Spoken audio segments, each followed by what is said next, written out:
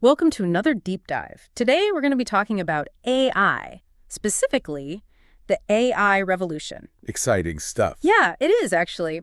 We've got a really interesting panel discussion from the BBC World Service with three leading experts in the field, Regina Barzilay, David Silver, and Paolo Perjanian. Really fascinating group of people to hear from. Yeah, and they cover a lot of ground. We're talking AI that can discover new antibiotics, robots that understand human emotions, all the big stuff. But it's all happening right now. I mean, AI is already impacting our lives in ways we probably don't even realize. Exactly. So I think it's important to kind of unpack all of this and see what's really going on. Absolutely. Let's dive in. Okay, so let's start with Regina Barzilay. She's a professor at MIT, and her own experience with cancer, it really fueled her passion to bring AI into healthcare. Yeah, it's a really powerful story. She talks about how AI could have detected her own cancer 2 years earlier if it had been used to analyze her mammograms. That's the kind of thing that really drives innovation, a personal connection to the problem. Absolutely. And it highlights the potential of AI to make healthcare more precise, more effective. Right. It's not just about treating diseases. It's about catching them early on. Exactly. And AI can analyze these massive data sets far beyond what humans can handle to identify those subtle signs. It's like having this incredibly meticulous detective working alongside doctors, Exactly. helping them make better decisions. Okay, so let's move on to David Silver, a leading researcher at Google DeepMind. He's working on artificial general intelligence, AGI. Right, AGI. That's the concept of AI that can learn and adapt across a wide range of tasks, just like humans. It can do it all. And Silver's work with AlphaGo, the AI that beat the world champion at Go. Yeah, that was a big deal. It offered a glimpse into that potential. And what was remarkable about AlphaGo wasn't just that it won, but how it won. Right. It demonstrated this strategic thinking and intuition. Exactly. It went beyond just brute force calculation. I remember when that happened. It felt like a turning point in the evolution of AI. But Silver emphasizes that true AGI, it's still a ways off. It is, yeah.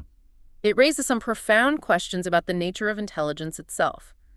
Can a machine truly think like a human? Yeah, these are questions philosophers have been debating for centuries. And now AI is bringing them to the forefront of scientific inquiry. It's forcing us to re-examine our own understanding of what it means to be intelligent. Absolutely. Okay, get ready for this one. Now we're going to talk about emotionally intelligent robots. With Paolo Perjanian, CEO of Embodied, he's creating robots designed to interact with humans on an emotional level. I mean, this is where AI takes a fascinating turn. It's moving beyond logic and computation into the realm of emotions and social interaction. It sounds wild, but it's happening. It is. And Perjanian envisions these robots, providing companionship to the elderly, helping children with autism develop social skills. Imagine having a robot that can offer comfort and understanding. That's the idea. But how does a robot even begin to form an emotional bond with a human? Well, it might seem strange, but Perjanian points out that we as humans already form attachments to inanimate objects. Oh, that's true. Like our cars, our phones. Exactly. We name them, we cherish them. He believes that if a robot can make eye contact, smile, engage in conversation, creating a genuine connection isn't that far-fetched. We are wired to seek connection, so it makes sense. It makes you think about the future of human-robot relationships and how those bonds might evolve as AI gets more sophisticated. Right. And as robots get better at simulating human emotion, it'll be really interesting to see what happens, how those relationships develop. Definitely. But let's talk about some of the concerns around AI. One of the biggest ones is job displacement.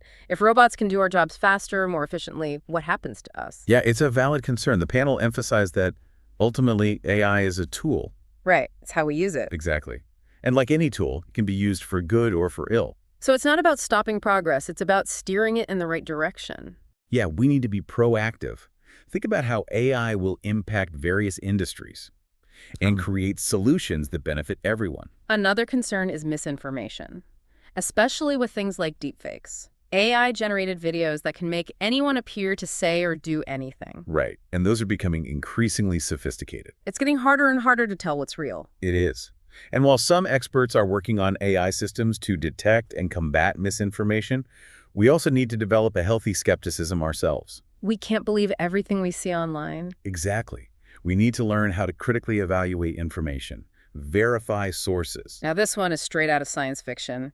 The existential risk of AI. Right. Some people believe that AI could pose a threat to humanity's very existence, could Mhm. slip out of our control. It's a complex issue. The panel acknowledged the potential for misuse, but they emphasized that AI is a tool. We have the control. Right. It's up to us to use it responsibly. So it's not about AI being good or bad, it's about the intentions behind its creation Yeah. and the controls we put in place. Exactly. We need to approach AI with a clear understanding of its impact and make sure that human values guide every decision. We can't just blindly embrace technology without thinking about the consequences. We can't. It really makes you think about all the ways AI is being used right now. Things we might not even realize.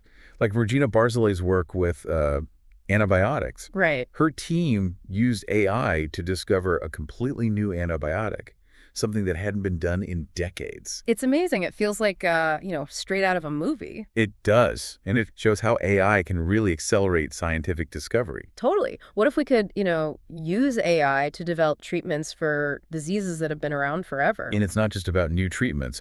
Barzolet also talked about personalizing existing cancer therapies. Oh, yeah. So each patient gets the most effective treatment for their specific type of cancer. Exactly. Everyone's body is different. One size fits all doesn't always work. Makes sense. AI could help us move toward truly personalized healthcare. Exactly. Yeah. More precise, more personalized, more successful. Now, David Silver, he made a really interesting point about narrow AI versus AGI. Right. Narrow AI is what we see most often. AI systems designed for specific tasks, like recommending products or filtering spam. But AGI, that's a whole other level. Right. Creating AI that can learn and adapt to any situation, just like we do. Almost like replicating the human mind. And Silver believed that AGI could revolutionize almost everything: research, education, entertainment, you name it. It's almost overwhelming to think about all the possibilities, but it is exciting. But of course, there's, potential downsides. We've talked about jobs and misinformation. But the panel also brought up the potential for AI to be used for, well, bad things. Of course, we can't ignore that. We have to address the ethical implications from the beginning. We need responsible development, ethical guidelines, safeguards to prevent misuse. Which brings us to regulation, right? The panel discussed the need for laws and regulations, but there were different opinions on the best way to do it. Some experts want strict regulations, to prevent AI from becoming too powerful. Others worry that too much regulation will stifle innovation. So it's about finding that balance between encouraging progress and protecting against risks. Right. The panel also talked about international cooperation. Yeah, AI is a global technology. We need global standards and guidelines to ensure its ethical and responsible use everywhere. Otherwise, it could get messy. It sounds like a lot to figure out, but it's important stuff. Okay, let's lighten things up a bit. The panel also discussed AI and creativity. This is where things get really interesting. We're already seeing AI compose music, create art. David Silver even mentioned a music authoring system called Lyria. I've heard of that. It can help songwriters work much faster. Right. Imagine if AI could help us unlock entirely new forms of creative expression. That's mind-blowing. Could AI be the next Picasso or Shakespeare? Or maybe it could collaborate with humans. Combine human intuition with AI's computational power. I like that. And maybe AI could even help us understand our own creativity better, by analyzing the process. That's a cool thought. AI could unlock the secrets of creativity. But let's talk about something more practical. AI in education. That's a huge area with so much potential. Imagine personalized learning plans, adapting to each student's needs and style. Right. AI could create a more effective education system. Imagine AI tutors, helping students at their own pace. And it could help identify students who are struggling early on. Exactly. It could also free up teachers from, administrative tasks. Giving them more time to actually teach. Wow, AI could really revolutionize education, both in the classroom and online. Absolutely. Making it more accessible and engaging for everyone. But we have to be careful about potential downsides. Yeah. We can't let AI make existing inequalities worse. All right. We need to be aware of potential biases in AI algorithms. Make sure it promotes equity for all students. It's about using AI to level the playing field, not create more barriers. Something that really stuck with me is the idea that AI isn't a replacement for humans. It's more like an extension of our capabilities. The panel emphasized that. AI can amplify human intelligence, not replace it. It's about working together. Right. Humans and AI. To achieve more than we ever could alone. It's a message of empowerment, not fear. But it also means we have to be responsible. Of course. We're the ones making the decisions about how AI is used, so it's up to us to make sure it's a force for good. We have to be responsible. We have to be humble. We have to understand the potential consequences of our choices. That's a powerful message. Okay, ready for the last part of our deep dive? Let's tackle the big question. What does the rise of AI mean for the future of humanity? All right, so here we are, the final part of our deep dive into AI.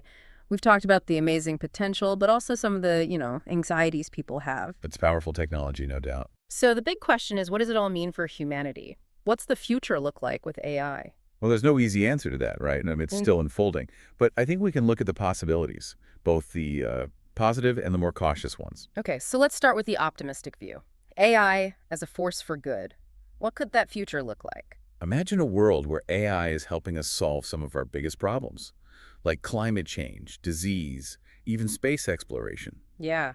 AI could free us up from, the boring stuff and let us focus on bigger things. Exactly. Accelerating scientific breakthroughs, expanding our creative potential, really unlocking new levels of achievement. It's like a utopia almost. But we also have to consider the other side of the coin. The concerns about job displacement, misinformation misuse. Could AI become a threat? Right. Those are valid concerns.